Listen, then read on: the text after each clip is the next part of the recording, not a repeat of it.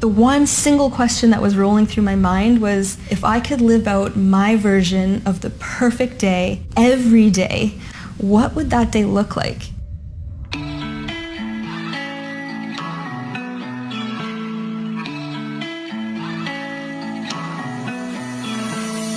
Growing up, I really didn't know what I wanted to be, but the one thing I did know was that I would be some kind of storyteller.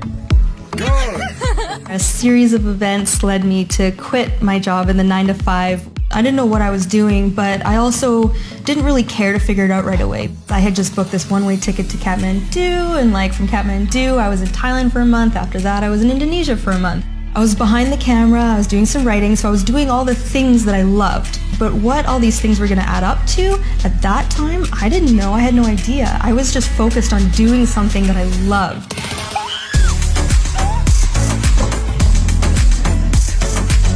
When my trip was done, I knew I didn't want to work 9-to-5 anymore, but I had no money in the bank. I couldn't afford to do things. And it's tough when you're in that spot, when you're like, I know what I don't want, but I don't know what I do want. Where do you go with that? And the one thing that turned everything all around for me was making a vision board. And this whole time that I was making this thing, I ended up having 4 themes appear out of all these things that I had just cut out. And it was getting paid to travel the world.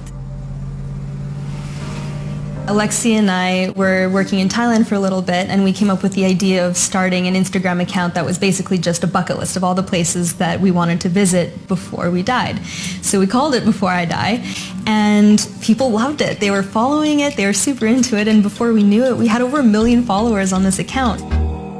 And in many ways, growing this account was the start of being able to work with these luxury hotel industries, because now that we had this huge platform to provide exposure to these places, as well as the skill set of photography and writing, now we had this package deal.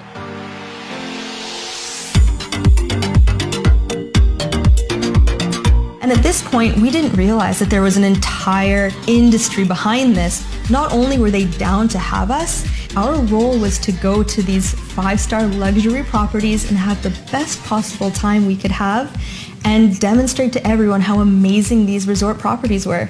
And that was our job.